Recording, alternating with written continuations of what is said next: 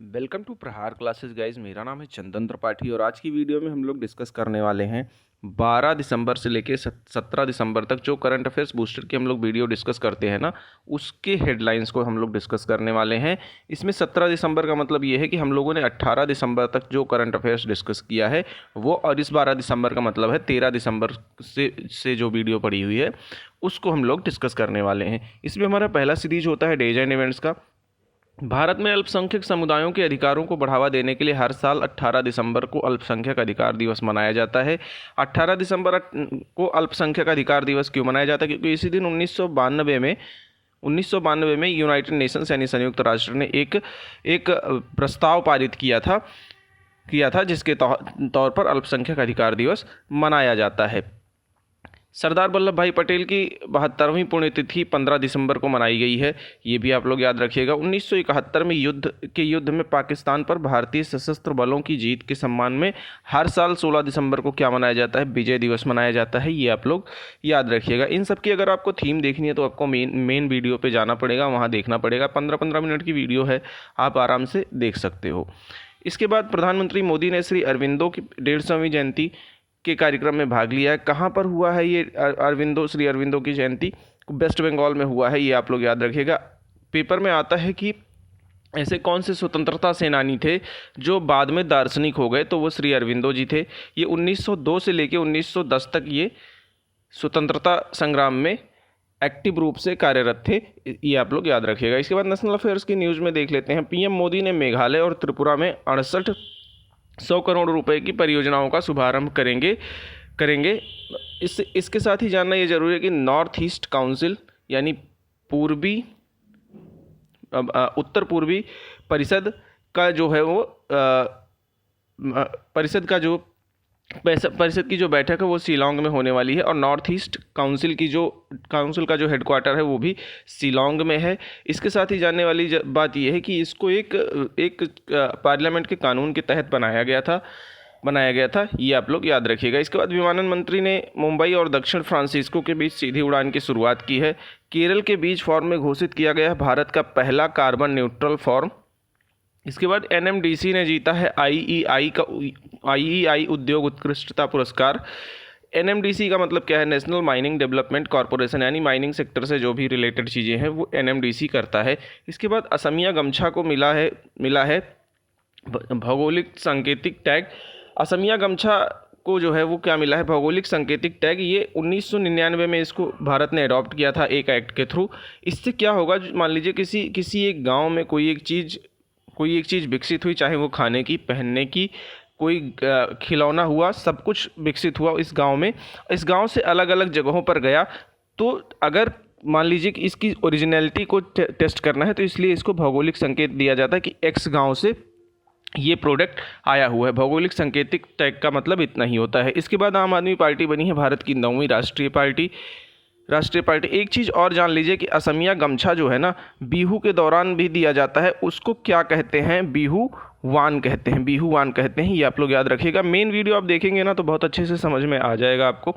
इसके बाद असम दिल्ली परिसर तंबाकू क्षेत्र से मुक्त हुआ है। तंबाकू मुक्त क्षेत्र क्या हुआ है, किसको कहते हैं?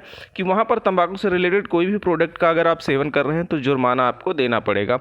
इसके बाद संस्कृति मंत्रालय ने स्थापित किए हैं 7 क्षेत्रीय सांस्कृतिक कार्य केंद्र। इसमें हमने दीमापुर के बारे में डिस्कस किया था, जो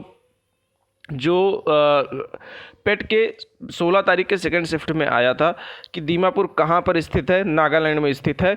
इसी तरीके से 7 केंद्रीय क्षेत्रों के बारे में हमने डिस्कस किया था, जिसमें तंजावुर था तमिलनाडु का। ये सारा है, आप मेन वीडियो देखेंगे तो उसमें समझ में आएगा। पीएम कौशल को काम कार्यक्रम का नाम बदलकर पीएम विकास योजना कर दिया गया है, ये आप लोग याद रखिएगा। स्पाइस जेट को दिल्ली हवाई अड्डे में safety performer of the year का पुरस्कार मिला है। इसके बाद डिफेंस सेक्टर से अगर हम देखें वीकली नोट्स में, तो भारत ने किया है अग्नि 5 बैलिस्टिक मिसाइल का सफल परीक्षण। इसके बाद 16 दिसंबर को शुरू होगा भारत नेपाल संयुक्त प्रशिक्षण अभ्यास का 16वां संस्करण। इसका क्या नाम है? सूर्य किरण इसका नाम है। हम लोगों ने इसको डिस्कस किया है मेन वीडियो में बहुत अच्छे से। इसके बाद 15 दिसंबर को शुरू हुआ है भारत कजाकिस्तान संयुक्त सैन्य अभ्यास एक्स काजे एंड। इसके बाद एक चीज़ और जान लीजिए कि सूर्य किरण का जो अभी वाला संस्करण हो रहा है, 16वां संस्करण, ये नेपाल में हो रहा है। 2000 इसका 15वां संस्करण भारत में हुआ था, पिथौरागढ़ उत्तराखंड में। भारतीय सेना के एरावत विभाग द्वारा एक्स संचार बोध का आयोजन किया गया है। एक्स संचार बोध भी एक तरीके का एक्सरसाइज है जो इंडियन ओशियन में किया गया था। इसके बाद इंटरनेशनल अफेयर्स के न्यूज़ में कुछ चीज़ें डिस्कस कर लेते हैं। संयुक्त राष्ट्र महिला समर्थक आयोग ईरान से बाहर हुआ है। क्यों बाहर हुआ? क्योंकि यूएसए ने इनके खिलाफ जो है एक बिल पारित करवाया कि ईरान में जो महिलाएं हैं उनको सेकंड सिटीजन की दर्जा दिया जाता है, यानी द्वितीय नागरिक के जैसे व्यवहार किया जाता है, अच्छा व्यवहार नहीं किया जाता। इसलिए संयुक्त राष्ट्र महिला समर्थक आयोग से ईरान को बाहर किया गया है। अगली पीढ़ी के लिए धूम्रपान पर प्रतिबंध लगाने के लिए न्यूजीलैंड ने पास किया है तंबाकू कानून, और ऐसा करने वाला ये विश्व का पहला देश बना है जिसमें आप अगर 18 साल या 21 साल से हैं तो दोनों में एक चीज़ कॉमन है कि आप बेच नहीं सकते, खरीद सकते हैं। कोई बेचेगा ही नहीं तो खरीदेंगे कहाँ से? इसलिए ये कानून यहाँ का यूनिकनेस ले आता है इसमें। अगली पीढ़ी के लिए धूम्रपान पर प्रतिबंध लगाने ये तो हमने डिस्कस कर लिया है। यूएई के पहले अरब निर्मित चंद्रयान को प्रक्षेपित किया गया है। इसके बाद गूगल ने शुरू किया है जो है गलत सूचना विरोधी अभियान के खिलाफ गलत सूचना विरोधी अभियान शुरू किया है कि आप फेक न्यूज़ नहीं फैला सकते। इसके बाद एग्रीमेंट्स और मेमोरेंडम ऑफ अंडरस्टैंडिंग की सीरीज में देख लेते हैं। नवीन तकनीकों को विकसित करने के लिए NHIDCL ने किया है NIT मणिपुर के साथ मेमोरेंडम ऑफ अंडरस्टैंडिंग पर समझौता। NHIDCL एक बॉडी है जो सड़क निर्माण में काम करती है। इन्होंने मणिपुर के साथ NIT मणिपुर के साथ ऐसा समझौता किया है कि मान लीजिए नॉर्थ ईस्ट जो हमारे स्टेट्स हैं उसमें बाढ़ की समस्या बहुत ज़्यादा है। उसी का एग्जांपल लेते हैं। मान लीजिए कोई रोड बना और वो बाढ़ आई और वो रोड ख़राब हो गया, तो इस रोड को ख़राब ना होने से बचाने के लिए, मतलब ऑल वेदर बनाने के लिए NIT मणिपुर के साथ NHIDCL ने समझौता किया है। NHIDCL ने ऐसे IIT गुवाहाटी के साथ भी समझौता किया है, ये भी आप लोग याद रखिएगा। इसके बाद M&M चाकन प्लांट में निजी नेटवर्क के लिए एयरटेल ने टेक एम के साथ साझेदारी की है। M&M का क्या मतलब है? महिंद्रा एंड महिंद्रा, और टेक एम का मतलब है टेक महिंद्रा के साथ समझौता किया है।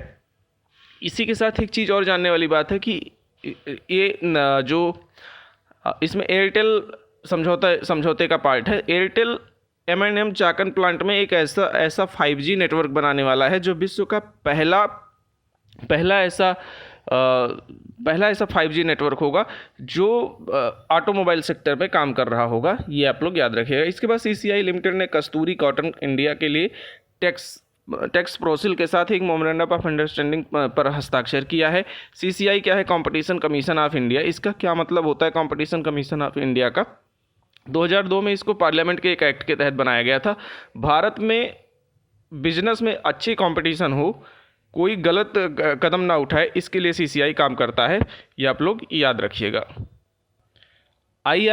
अगला हमारा जो है वो IREDA ने 1000 मेगावाट सौर परियोजनाओं के लिए SJVN की ग्रीन एनर्जी लिमिटेड के साथ समझौता किया है। SJVN क्या है? सतलुज जल विद्युत निगम के साथ समझौता किया है और ये विद्युत के लिए कार्य करती है, ये आप लोग जान ही रहे हैं। फिनलैंड भारत में प्रवासन और गतिशीलता पर संयुक्त घोषणा पर हस्ताक्षर किया है भारत, ये आप लोग याद रखिएगा। इसके बाद स्टेट स्पेसिफिक न्यूज़ में देखेंगे तो लंपी त्वचा रोग न्यूज में था। इसके लिए निःशुल्क टीकाकरण की व्यवस्था कर रही है उड़ीसा सरकार। असमिया गमछा को भौगोलिक संकेत मिला है, हमने डिस्कस ही किया है। इसके साथ ही तेलंगाना के तंदूर लाल चने को मिला है भौगोलिक संकेत, यानी तंदूर में चने को भून के उनको लाल किया जाता है, इसलिए तंदूर लाल चने को, मतलब लाल नहीं किया जाता, लाल हो ही जाता है। तेलंगाना के तंदूर लाल चने को भी भौगोलिक संकेत मिला है। कुल 9 प्रोडक्ट को मिला है, जो 3-4 प्रोडक्ट को हमने इस हफ्ते डिस्कस किया है, 3-4 को अगले हफ्ते डिस्कस करेंगे। जैसे इसमें लद्दाख का हानले बना है भारत का पहला डार्क स्काई रिजर्व, ये भी आप लोग याद रखिएगा। साथ ही लद्दाख का एक फ्रूट को भी मिला है GI टैग, जिसको हम लोग आगे डिस्कस करेंगे। बेंगलुरु के एक ओपन संग्रहालय में विकसित करेगी कर्नाटक सरकार। इसके साथ वाराणसी में किया गया महाकवि सुब्रमण्यम भरथियार की प्रतिमा का उद्घाटन। सुब्रमण्यम भरथियार कौन थे? तमिलनाडु तमिलनाडु के एक लेखक थे, दार्शनिक थे, मतलब बहुत सारे क्षेत्र में इन्होंने काम किया है। इनकी प्रतिमा को वाराणसी में का उद्घाटन किया गया है, मोदी जी के द्वारा उद्घाटन हुआ है। किस चीज़ के द्वारा? काशी तमिल संगम के द्वारा इनका उद्घाटन हुआ। काशी तमिल संगम अभी ख़त्म हो गया है। काशी तमिल संगम से एक चीज़ और न्यूज़ में आई है कि जो काशी तमिल एक्सप्रेस थी ना, वो चली हुई है तमिलनाडु से वाराणसी के लिए, वो भी चली हुई है। अगले हेडलाइन में है कि 2028 से 2029 के कार्यकाल के लिए भारत ने यूएनएससी सदस्यता के लिए उम्मीदवारी की घोषणा की है। इसके साथ ही जानने वाली बात यह है कि राफेल नडाल और ईगा स्विएटेक ने ITF वर्ल्ड चैंपियनशिप जीता है।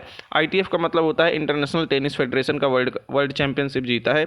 खेल मंत्री ने नई दिल्ली में किया है हॉकी विश्व कप ट्रॉफी का अनावरण, ये भी आप लोग याद रखिएगा। भूस्थानिक नीति को मिली है केंद्रीय मंत्रिमंडल की मंजूरी। भूस्थानिक नीति का क्या मतलब है? जो अपने यहाँ के रिसोर्सेज हैं, यानी भू से रिलेटेड रिसोर्सेज हैं, स्थानिक रिसोर्सेज हैं, इनका प्रयोग करके ना सामाजिक उद्यमशीलता को बढ़ाना, यानी ऐसी उद्यमशीलता जो समाज को ज़्यादा फायदा पहुंचाए, ऐसी उद्यमशीलता को बढ़ाना इसका लक्ष्य है। इसके साथ ही एक चीज़ जाना जरूरी है, लद्दाख वाले के लिए हम लोग डिस्कस कर लेते हैं। लद्दाख अपने रक्त से कारपो खुमानी के लिए अपना पहला GI टैग मिला है। ये हम लोगों ने अभी डिस्कस किया था। कैसा दिखता है ये रक्त से कारपो? इस तरीके से सूखने के बाद दिखता है। इसको ड्राई फ्रूट के तौर पर भी ले सकते हैं, और इस तरीके से जब ये पका होता है ना तो दिखता है। आप लोग के स्क्रीन पे शो हो रहा होगा। तो दोस्तों इस वीडियो में इतना ही। होप आपको वीडियो छोटी और इन्फॉर्मेटिव लगी हो। अगर ऐसा है तो वीडियो को लाइक कीजिए, चैनल को सब्सक्राइब कीजिए और इसकी पूरी डिटेल्ड वीडियो जाके सेक्शन वाइज देख लीजिए। Thank you very much.